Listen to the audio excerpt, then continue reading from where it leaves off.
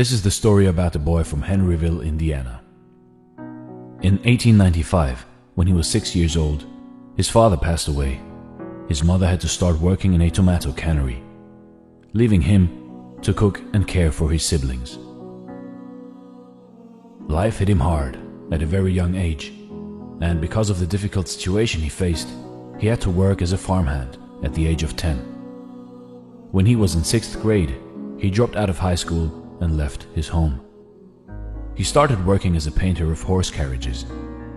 When he was 16, he faked his age to enlist in the US Army.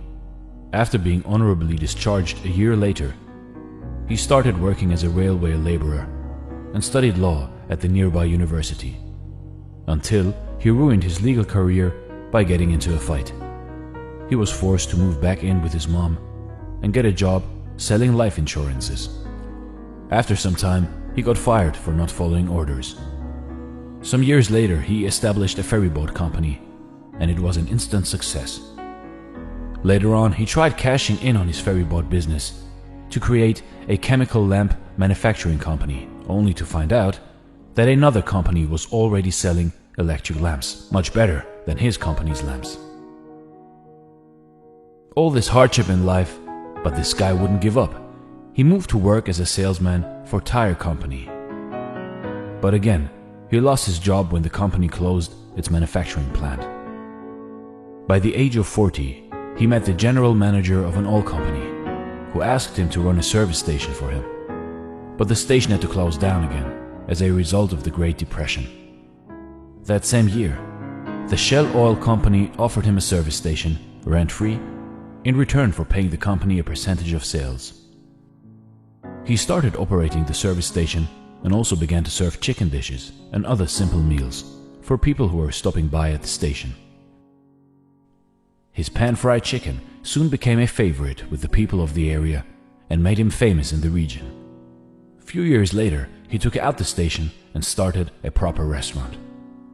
After fairly succeeding at this venture, he started to advertise his food, and to his shock, an argument erupted out of the blue with a local competitor and resulted in a fatal shootout with one of his employees dying.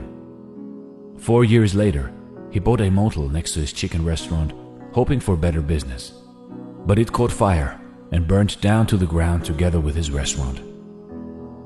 Yet this ambitious man rebuilt and ran a new motel with a 140-seat restaurant, until World War II forced him to close it down again. When war had ended, he tried selling his recipes to other restaurants. His recipe was rejected 1,009 times, when finally, in 1952, he sold his secret recipe, Kentucky Fried Chicken, for the first time to the operator of one of the city's largest restaurants.